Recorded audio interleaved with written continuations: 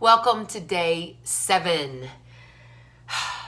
You know, this is just not a good time. You know, the timing isn't right for me. You know what, maybe later, but right now just the timing isn't right. All right, clarifying question.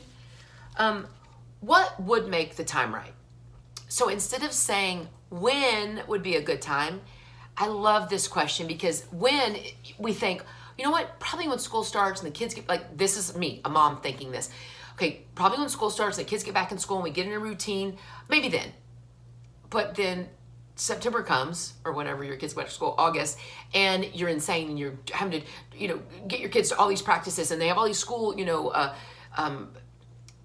things, couldn't think of the word, that they were doing, and then that's too busy. And then you're like, okay, how about October, November? Oh, that's, kind of starting to get around the holidays. That's a bad time.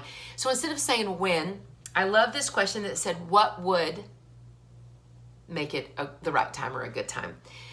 I think a lot of people, and you may be too, real fast side note, think about yourself when you were initially deciding and thinking about being a coach. Didn't you have some of these thoughts? I know you did. I did. Like, seriously, when Christine told me about this, I was like, what? Wait, what do I do? And one of the best things she said to me was, Mindy, you do this anyway. You do this every day anyway. You're just going to do it on MySpace, and then, a little bit bigger. And we'll go from there. And I was just like, okay, what I'm going to do? And I'm like, but is it a good time? Let me tell you about my timing when I signed up to be a coach. I had just had my son, and I was 70 pounds overweight. 70. Or here, I'll do it backwards. 70. Not 7 or 17. 70. My 11-year-old is like 75 pounds. Like, I had that much weight on me. You want to talk about not a good time? I get it. But here's what I thought. I thought, I'm going to try to lose the weight anyway. I might as well maybe lose it and bring some people along for the journey. Something you've got to think is that you've got to just go into this question with, it's probably never going to be a good time because we always have stuff. And then we think it'll be different next month. And then the following month, we do, okay, well, when my husband gets a job, or he's laid off right now, or my husband's sick right now, or my son's a senior in high school and I really want to be there for all of this stuff, so I don't want to do this job. I'm sorry, lamest excuse I've ever gotten. And I said, listen, I know that, but you can work this like in an hour a day, 2 hours, and not even like a sit down hour, like 30 minutes here, 30 minutes there. And then I asked the question, how often do you think you're on your phone? She goes, oh gosh, all the time. And I'm like, and what are you doing on your phone that's going to help your family, that's going to move you forward? Okay, so don't let anyone ever give you that excuse. Everyone's on their phone, and most people are scrolling, reading, getting upset about what people are saying. And this is a great way to utilize that time to make it matter. But back to the matter at hand. What would make this a good time? And this is a really good question because instead of when, they think, okay, well, when this isn't happening or when that isn't happening. But the bottom line is, you guys, it's never going to be a perfect time. It's never going to be a good time. Think about when you did it. You did it because maybe a program was coming out. You want to do the program. Buying the challenge pack, might as well sign up to be a coach for free. You know what I mean?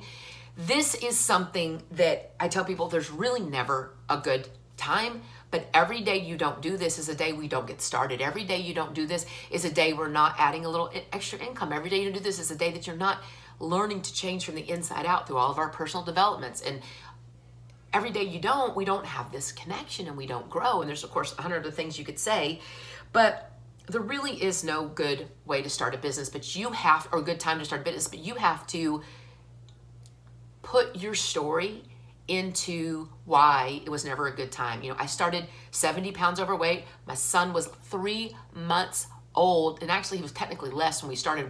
The day we signed up. I was nursing. I was big and juicy. I was trying to teach fitness classes again. I was in a world of hurt, and who's going to follow, especially about fitness, a 70-pound overweight person. Oh, but people did. You guys, don't ever let that stop you. They did. But I thought, this is such a bad time, but it's not. There's no good time. Let's get going so we can start now and start getting some of that ground underneath us. One of the things that we always do, you guys, and I've talked about this before, but we always have to ask people about their goals. What are their, what's in it for me or what's in it for them? What are your goals? What are your dreams? You always have to ask that question so that it can be ammunition for you when they say, I don't have time. you tell them your story. Yeah, I felt the same way too. You know, I have 70 pounds overweight. I just had a newborn. It was just really, Lee and I had only been married about a year. And, you know, and I was a single mom before. So it was like all this was sort of new. But I thought, I got to give this a try. And you tell them that story and then you put their why into it. So for instance, it sounds like, you know, we kind of had the same feelings in the beginning, but you said that you had a goal of making, you know, $100 extra a week, or just being able to, I don't know, pay for the gas in your car, or being able to go to the grocery store and not be so worried about how much you're spending and actually get what you need. You have to put their why and their what's in it for me back in there so they can start seeing themselves like in this scenario and in this story. Now, I have had a few people, and I'm going to mention it within this document too, that are like, no, I'm seriously doing it. What I'm waiting on is blah. And I'm like, okay, cool. When is that? And they're like, okay, that will happen the 15th of, let's say, August. I'm like, sweet. So we've got 2 weeks. Let's go ahead and start, you know, getting some of this under our belt so that we can get going the minute you sign up. So I have them start, you know, talking about challenge groups. I have them, you know, considering what challenge pack they're going to get. I have them writing names down. And I just said, just of all the people you know, start writing names. So just keep a long laundry list. I mean, I ask them for 100. And I mean, people start out and they like, you know, get 20, 30, and they're like, oh. And, you know, they get to 100 easily. So it's almost like I'm letting them know I'm going to be training you and I'm going to be coaching you. I know you're not signed up yet, but you already said you were on the 15th. I'm holding you accountable to that. We're going to go ahead and get this stuff going. And on the 15th, we're locking and loading. We're pulling the trigger on that day. So the timing, you guys, bottom line, will never be right 100%, but the longer you wait, it's not going to happen. And so people think it needs to be, all the circumstances need to be right, but you guys, a lot of the reason that I believe I've worked this business so hard, a lot of the reason I believe so many of the most successful coaches work this business so hard is because there's a lot of stuff that isn't right that they want to make better. We've got to think of it like that.